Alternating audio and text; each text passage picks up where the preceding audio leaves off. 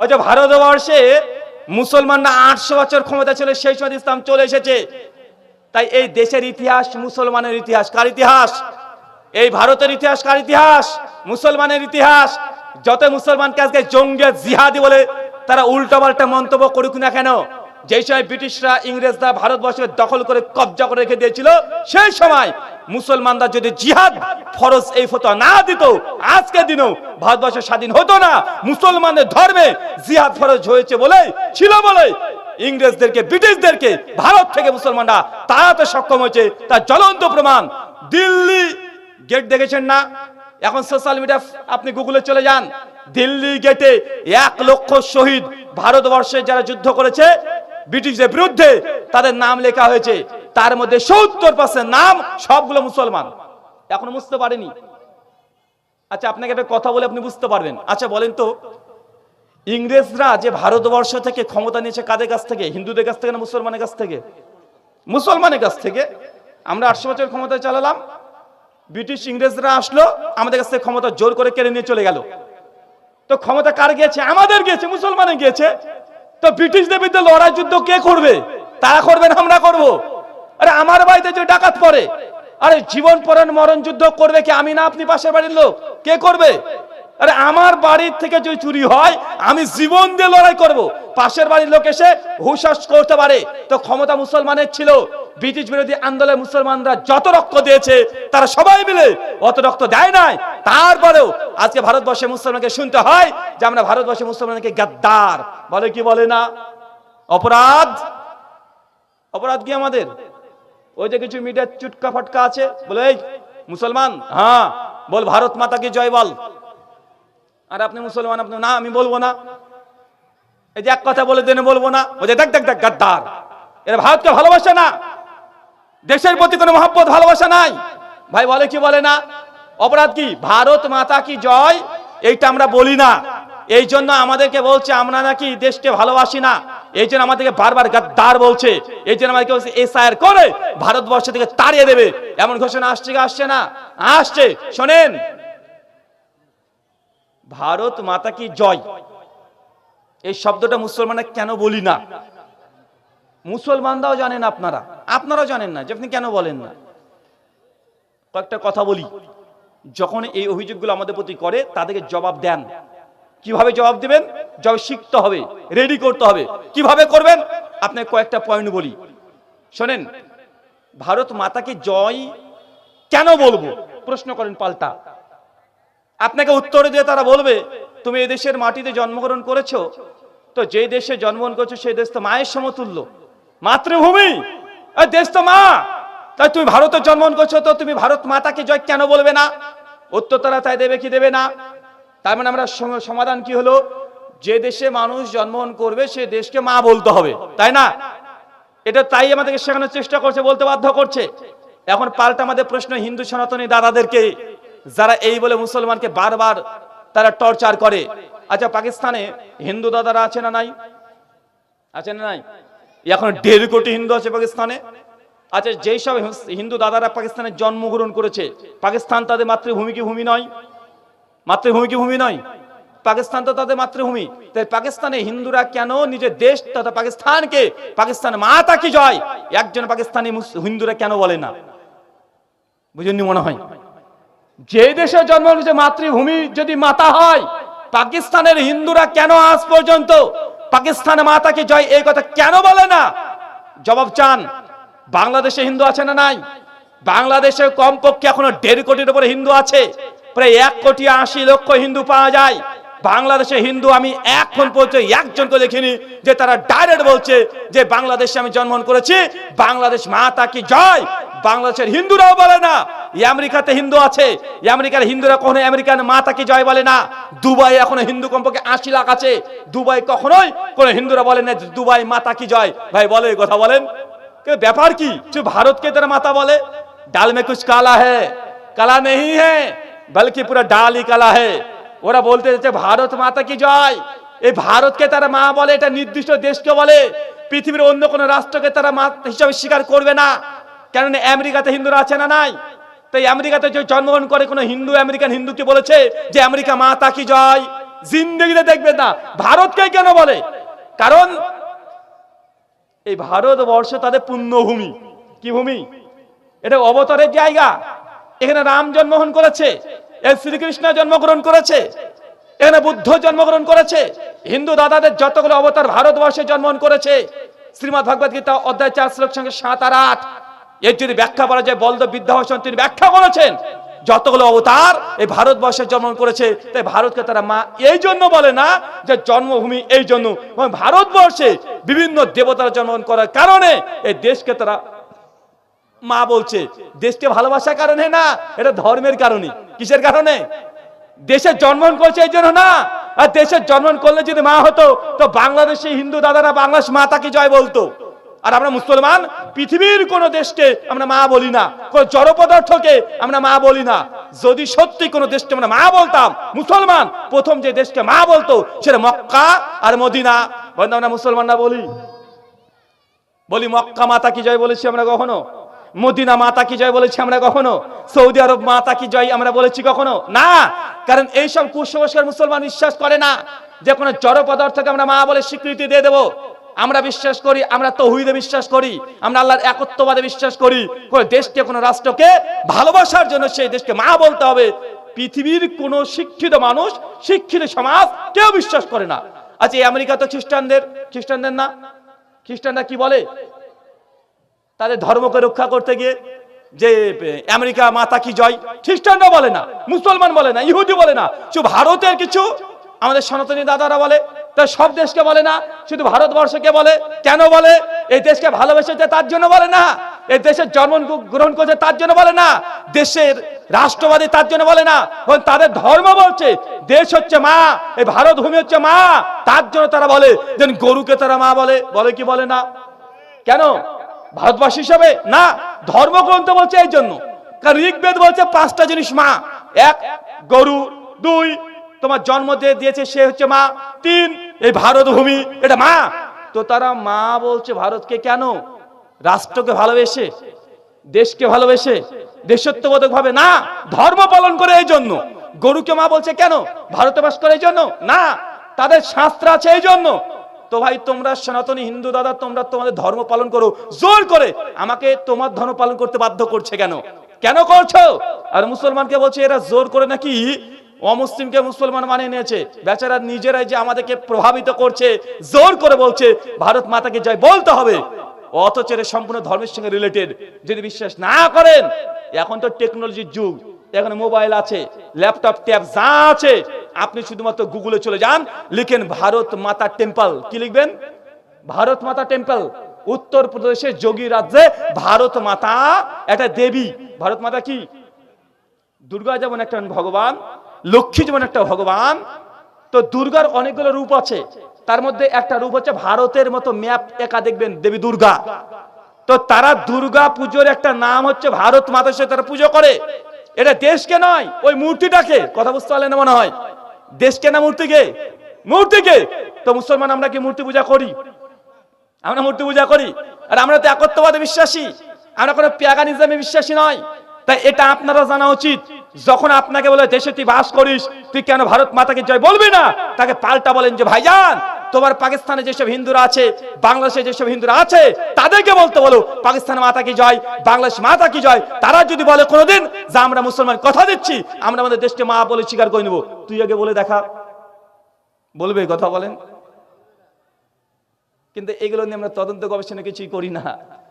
কিছুদিন ধরে একটা কথা নিউজ চলছে যে মুসলমানরা যেখানে সংখ্যা গরিষ্ঠ হয়ে যায়, 50 জন মুসলমান যদি থাকে, ওর মধ্যে 5 জন কোনো অমুসলমান, ডাইরেক্ট তার নাম ধরে বলছে হিন্দু সেখানে টিকতে পারে না। বলছে কি বলছে না?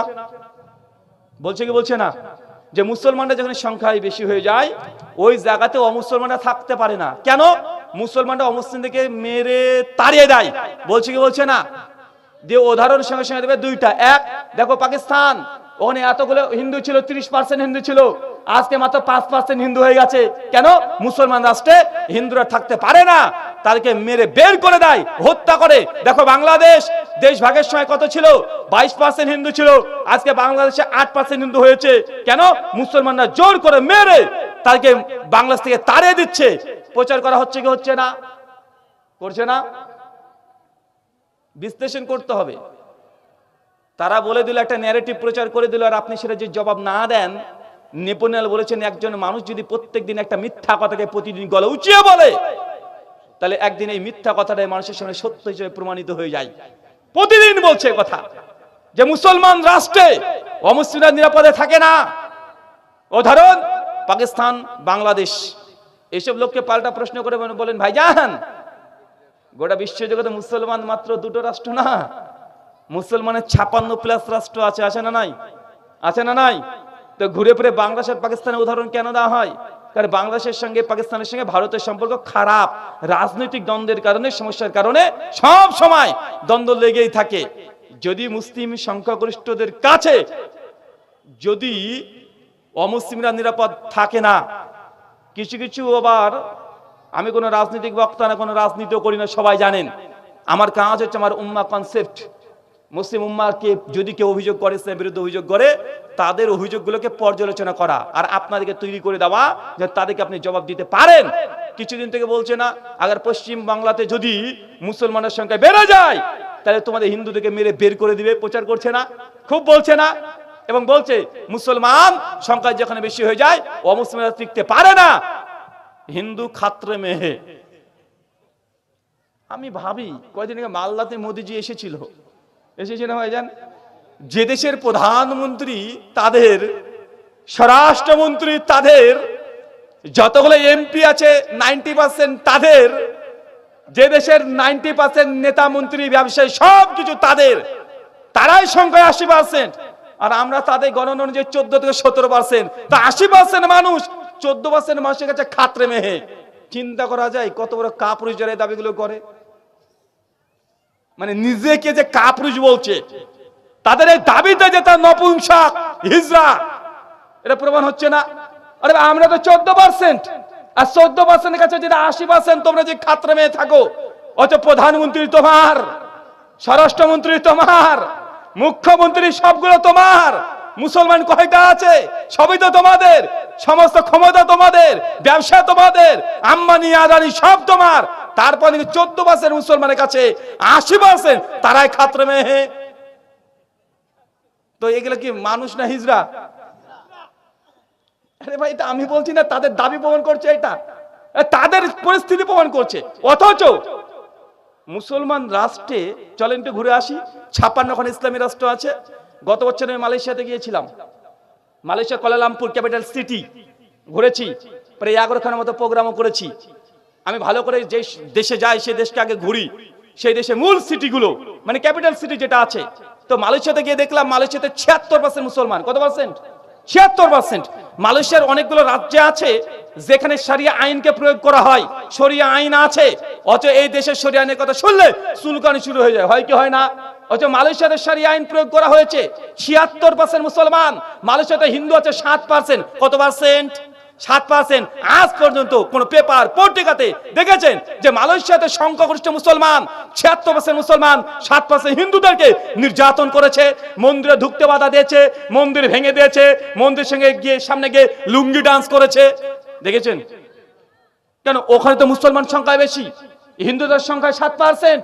তাহলে মালয়েশিয়ার মুসলমানের কাছে হিন্দু খাত্রে মেয়ে থাকার কথা ছিল, অথচ ভারতে নাকি তারা খাত্রে মেয়ে, অথচ তারা 80%। আমার তো ব্রেনে ধরে না ভাই। যদি আইনস্টাইনকে নিয়ে আসেন তাও সমাধান করতে পারবে না।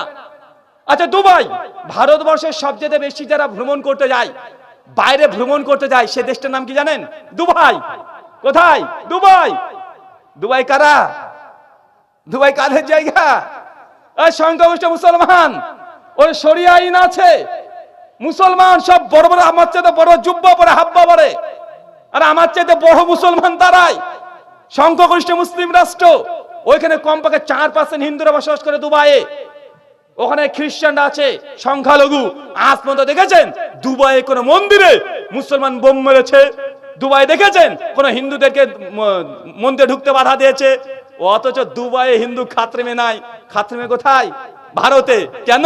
এখানে 80%, আমরা 14%। গর্বে আমাদের বুক ফুলে যাচ্ছে রে ভাই, যে 14%-এর কাছে তারা নাকি খাত্রে মেহে। আশ্চর্য। আরে খাত্রে মেয়ে তো দুবাই থাকার কথা ছিল হিন্দুদের, কেন ওখানে 4%। মালয়েশিয়াতে 6%। আচ্ছা ইন্দোনেশিয়া 98% মুসলিম রাষ্ট্র, 98%। মাত্র 2-3% মুসলমান আছে। অথচ আমাদের বড় বড় যারা নেতা আছে, যারা গর্বে গর্ভবতী হয়ে যায়, তারা আবার বলছে যে দেখো ইন্দোনেশিয়া মুসলিম সংখ্যাগরিষ্ঠ দেশ, এই দেশে রামায়ণ পড়ানো হয়, রামায়ণ চর্চা করা হয়। ভাই এরা বলেন তো, গোবর না খেলে এই কথাগুলোকে ডবল স্ট্যান্ডার্ড কেউ করতে পারে না কেন বলেন তো? বলছে মুসলমান রাষ্ট্রে মুসলমান সংখ্যা বেশি হয়ে গেলে হিন্দুদের উপরে নির্যাতন হবে, হিন্দুদেরকে হত্যা করে দিবে। আবার উদাহরণ দিচ্ছে কি ইন্দোনেশিয়া, 98% মুসলমান, মাত্র 2% হিন্দু। ওই দেশে রামায়ণ পাঠ করা হয়। তাহলে কি সমাধান কি আসলো? যে মুসলমান যেখানে বেশি, হিন্দুদের নিরাপত্তা তো আছে, তো আছে, রামায়ণও পড়া হয়, তো এটা মুসলমানের পক্ষে গেল না বিপক্ষে গেল? আরে আমাদের, আরে ভাই ও যে দাবি করছে তার বিপক্ষে যাচ্ছে না, তো এরা কোন লেভেলের মানে ডেট ওভার হওয়া জিনিস খায় আপনি চিন্তা করছেন? ডেট ওভার হওয়া, নচেত এই দাবিগুলো কেউ করতে পারে শিক্ষিত সমাজে? আচ্ছা আপনি দেখেন পৃথিবীর আরো রাষ্ট্র আছে, মুসলমান রাষ্ট্র আছে না নাই? সৌদি আরব একদম পাক্কা মুসলমান। ওই মিডিল ইস্ট থেকে তো ইসলাম ধর্মের সম্প্রচার হয়েছে না, আল্লাহ নবীর কোরআন ওখানে এসেছে, ওখান থেকে প্রচার হয়েছে। তো সেই সব রাষ্ট্রে আসলে কোনো অমুসলিম হিন্দু দাদারা যায় ভারত, এই সৌদি, দুবাই, কুয়েত, কাতারে যায় কি করতে যায়? ইন্ডিয়া থেকে কি করতে যায়? লেবারি খাটতে অনেকে যায় না? আমাদেরকে বলছে মুসলমান রাষ্ট্র মানে ফকির, মুসলমান মানে অশিক্ষিত মূর্খ, মুসলমান রাষ্ট্র মানে দেখো তারা অর্থনীতিতে পিছিয়ে পড়েছে।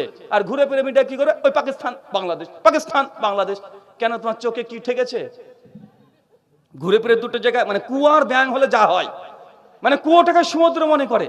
ওই যে মুসলমান রাষ্ট্র দেখবে মানে মুসলিম শরিয়া আইন প্রয়োগ করলে সেই দেশ অর্থনীতিতে নেমে যায়। দেখো পাকিস্তান খেতে পায় না, দেখো বাংলাদেশের কি হালাত হয়ে গেছে। চান্দু এই দুটো জায়গাতে তুমি কুয়ার ব্যাঙের মতো শুধু দেখতে পাও কেন? একটু দূরে তাকিয়ে দেখো, পৃথিবী তো ছোট নয়। এখন এআই এর যুগ, AI, chat GPT, DeepSeek, Grok, এখন এদের যুগ। মানুষকে বোকা বানানো তো সহজ নয়। আচ্ছা বলেন তো সৌদি আরবের টাকাকে কি বলা হয়? রিয়াল। সৌদি আরবের 1 রিয়াল সমান ইন্ডিয়ান ক টাকা? কম করে 20 থেকে 26 টাকা আপ ডাউন করে কি করে না? মানে সৌদির 1 টাকা দিলে ইন্ডিয়ান ক টাকা দেবে? কমপক্ষে 22 থেকে 26 টাকা দেয় না? তো এটা তো মুসলিম রাষ্ট্র, অর্থনীতিতে পিছিয়ে না গিয়ে। হ্যাঁ, দুবাইও তো তাই।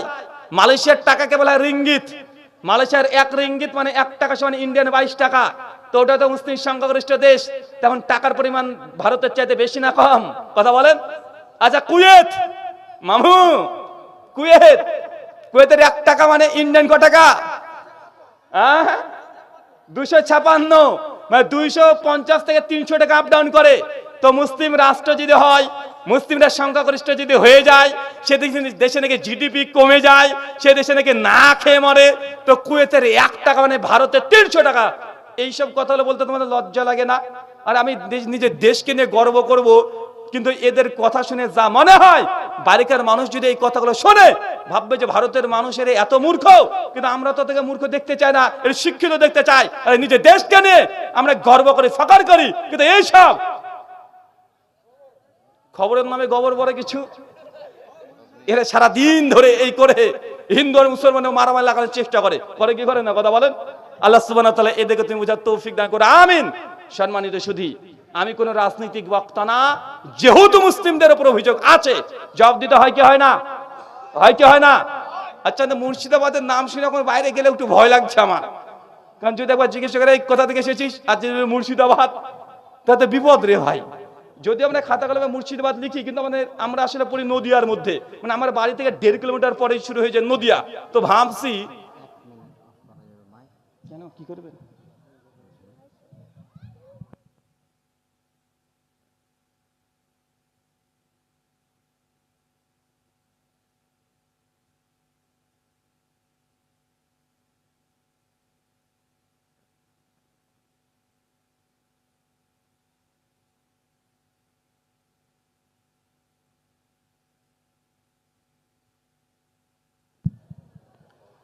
ধন্যবাদ।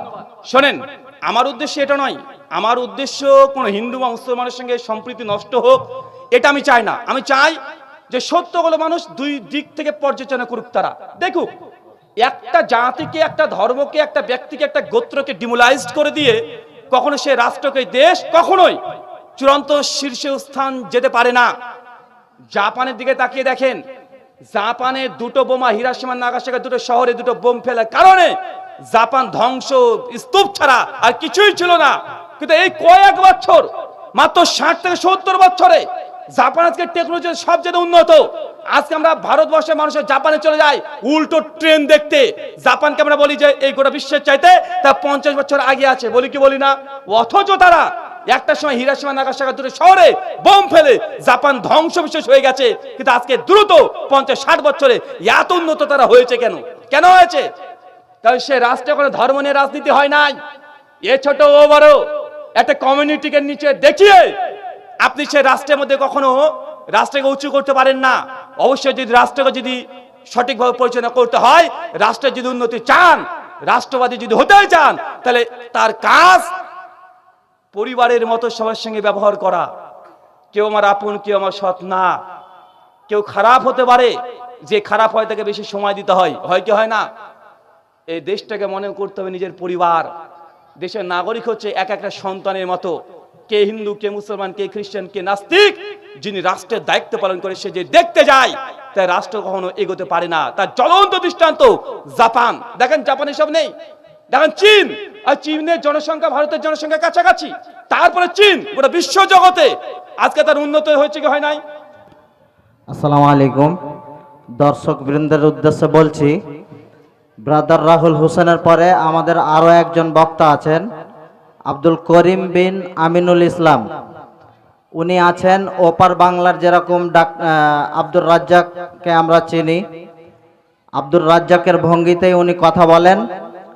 তো ওনার জন্য আপনারা অপেক্ষা করবেন, এটা আপনাদের কাছে আমি আশা রাখছি। কেউ উঠে যাবেন না, আমাদের সভা নষ্ট করবেন না। ব্রাদার রাহুল হোসেনের পরে পরেই উনি আসবেন আমাদের মঞ্চে। আসসালামু আলাইকুম।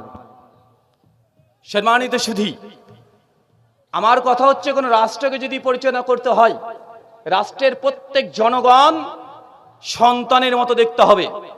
চীন গোটা বিশ্ব জগতে আজকে উন্নত হচ্ছে কেন? ধর্ম নিয়ে কোনো রাজনীতি নেই, আছে নাকি? কথা বলেন। যেসব রাষ্ট্রগুলোতে দেখেন পৃথিবীতে সর্বশীর্ষ হয়ে গেছে ভারতবর্ষ।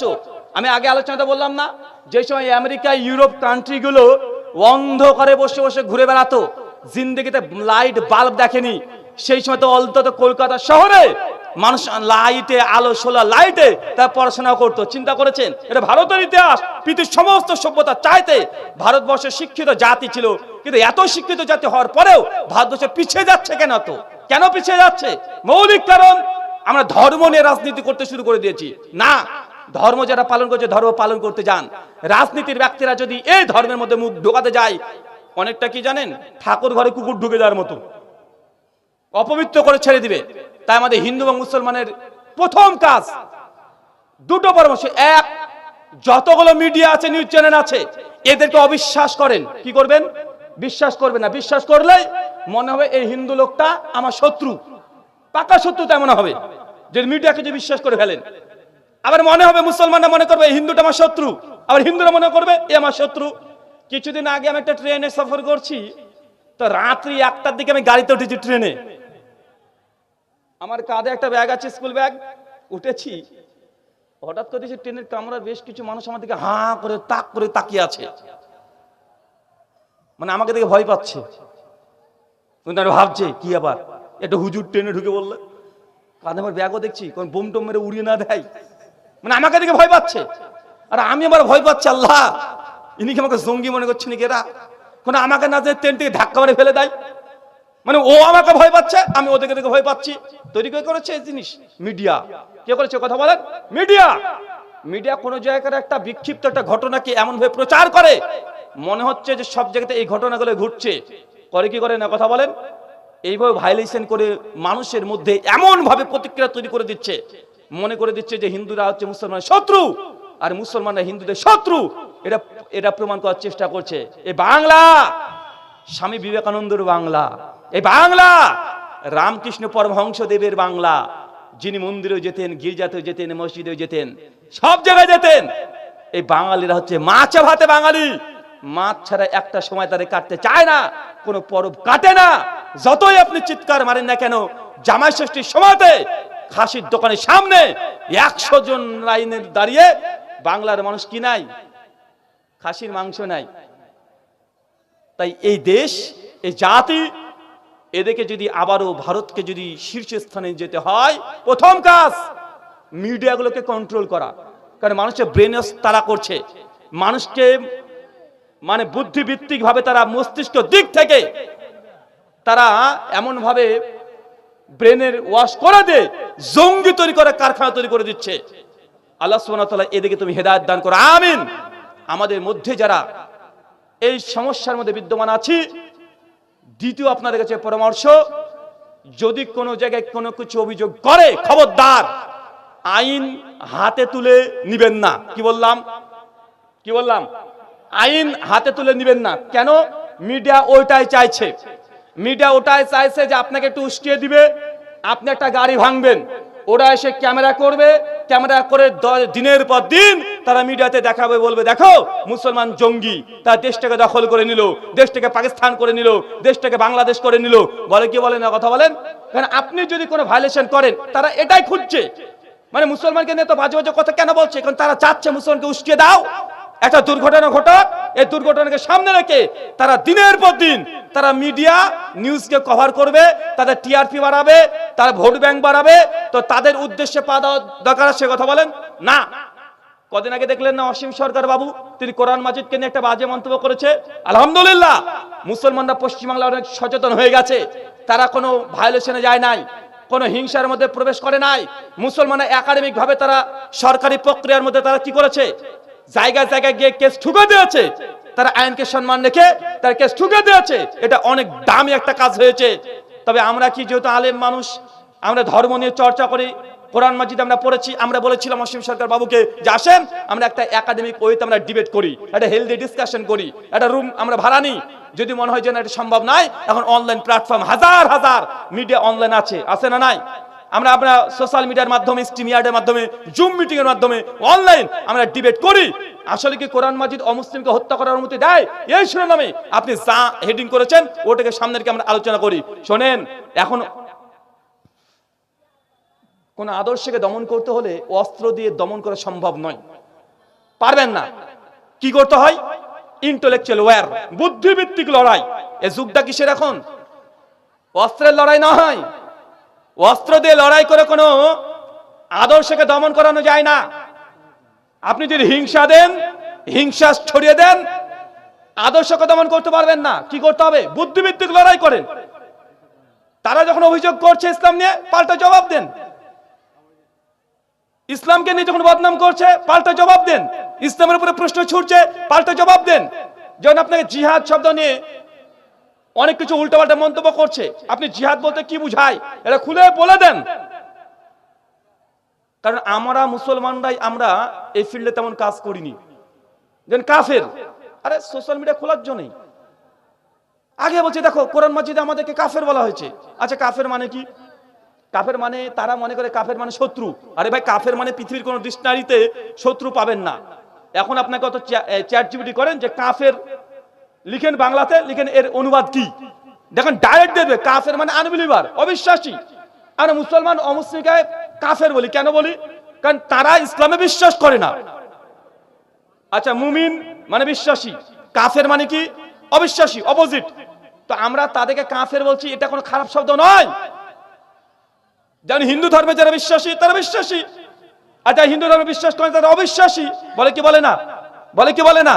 তা আমরা যদি আরবি শব্দ ব্যবহার করি, আমরা বলি আরবিতে মুমিন মানে মুসলমান, মুমিন বিশ্বাসী, তারা কাফের বলি যারা অবিশ্বাসী, আনবিলিভারকে। তো আনবিলিভার শব্দ কি খারাপ? কথা বলেন। আরে আপনি ইসলামে বিশ্বাস করেন সেটা বলছি, কিন্তু এটা তো তাদের আপত্তি হয়ে যাচ্ছে। কিন্তু আমাদেরকে বোঝানো উচিত, ভাইজান কাফের শব্দ কোনো হিংসামূলক শব্দ না। কাফের মানে যারা ইসলামে বিশ্বাস করে না, অবিশ্বাসী, ইসলামকে বিশ্বাস করে না, ফেত নেই, ঈমান নেই, তার জন্য আপনাকে বলছি কাফের। এটা কোনো খারাপ শব্দ না, আরে একই কথা গীতার মধ্যেও আছে। শ্রীমদ্ ভাগবত গীতা অধ্যায় নম্বর 7 শ্লোক নম্বর 14 আর 15-তে শ্রীকৃষ্ণজি অর্জুনকে লক্ষ্য করে তিনি বলছেন, কি বলছেন? দেবী হ্যেসা গুণাময়ী মায়া মায়া দুরাতয়াঃ মামেব প্রপদ্যন্তে মায়াময়তাং তরান্তিতে নমাং দুষ্কৃতিনাং মূঢ়াঃ প্রপদ্যন্তে নরাধমাঃ মায়া প্রহুতজ্ঞানাঃ আসুরাং ভাবস্মৃতাঃ। শ্রীমদ্ ভাগবত গীতা অধ্যায় 7 শ্লোক 14 এবং 15 বের করে আপনি এখনই দেখে নিতে পারেন, গুগল করে দেখে নিতে পারেন। শ্রীকৃষ্ণজি তিনি বলছেন, আমি এই গোটা বিশ্ব জগতের মানুষকে 3টে গুণে সৃষ্টি করেছি, এক সতগুণ, রজগুণ, তমগুণ, আর তার 3 গুণে গুণান্বিত হয়ে যারা পৃথিবীর মোহে আচ্ছন্ন হয়ে যায়, এই সব ব্যক্তিরাই নমং দুষ্কৃতিনাং মূঢ়াঃ, যারা আমাকে ছেড়ে দিয়ে, যারা আমি শ্রীকৃষ্ণকে ভগবান হিসেবে বিশ্বাস করে না, নমং দুষ্কৃতিনাং মূঢ়াঃ, এরা হচ্ছে দুষ্কৃতি। আচ্ছা গীতা কি বললো তাহলে আমাদেরকে? যারা শ্রীকৃষ্ণকে ভগবান বিশ্বাস করে না, যারা শ্রীকৃষ্ণকে ঈশ্বর বিশ্বাস করে না, পরমাত্মা পরমেশ্বর বিশ্বাস করে না, গীতা বলছে পরিষ্কার হয়ে তারা হচ্ছে নমং দুষ্কৃতি, এই যে দুষ্কৃতি। তো আমি তো মুসলমান, আমরা কৃষ্ণকে আমরা কি পরমেশ্বর বিশ্বাস করি না? তো আমাকে কি পরোক্ষভাবে তাহলে কি বলা হচ্ছে না যে আমি হচ্ছে দুষ্কৃতি? নমং দুষ্কৃতিনাং মূঢ়াঃ, এরা হচ্ছে মূর্খ। কে মূর্খ? যে কৃষ্ণকে ঈশ্বর বিশ্বাস করে না। তো আমরা মুসলমান তো কৃষ্ণকে ঈশ্বর বিশ্বাস করি না, তো গীতা অনুযায়ী আমি তো আমাকে মূর্খ বলা হচ্ছে। শুধু এতটা না, নারাধামাঃ, কৃষ্ণজি তিনি বলছেন তারা হচ্ছে মানুষের মধ্যে সবচেয়ে নিকৃষ্ট। তার মানে যিনি কৃষ্ণকে বিশ্বাস করে না সে হচ্ছে মূর্খ, সে নরধামা, মানুষের মধ্যে নিকৃষ্ট, সে হচ্ছে দুরাচারী। তবে আমরা কি বিশ্বাস করি কথা বলেন? তাই গালিগালাজ করে আমাকে কে দিল তাহলে? এখন যদি আমি এটাও নিয়ে অভিযোগ করে বলি, দেখো গীতা মুসলমানকে অপমান করেছে, ভাই দাবি করা কি যৌক্তিক হবে? অযৌক্তিক। আরে শ্রীকৃষ্ণ যে তিনি বলেছেন সেই কনসেপ্টে যে আমাকে ঈশ্বর বিশ্বাস করবে না তারা হচ্ছে মানুষের মধ্যে নিকৃষ্ট, মূর্খ, দুষ্কৃতি। আরে কোরআন মাজিদ একই কথা বলছে যে আল্লাহকে বিশ্বাস করে না সে কাফের। কাফের মানে কি? অবিশ্বাসী। তো শ্রীকৃষ্ণ যদি কথা বলছে কোরআন মাজিদ সে একই কথাই আছে। পৃথিবীর সব ধর্মেই আছে, খ্রিস্টান ধর্মেও আছে, যে জিজাসকে বিশ্বাস করে তাকে বিলিভার বলা হয়, আর যারা খ্রিস্টান ধর্মে বিশ্বাস না তাকে নন বিলিভার বলা হয়। এটা খারাপ কিছু নয়। সনাতন ধর্মে আছে মুসলমানকে জবন বলা হয়। কি বলা হয়? জবন বলা হয়। মুসলমানকে মিলেচ্ছ বলা হয়। কেন বলা হয় কথাগুলো? কেন বলা হয়? ইসলামকে টার্গেট, যে মুসলমান অমুসলিমকে কাফের বলে। কাফের কিসको कहती है? काफिर कौन है? अरे काफिर अनबिलीवर, जो इस्लामी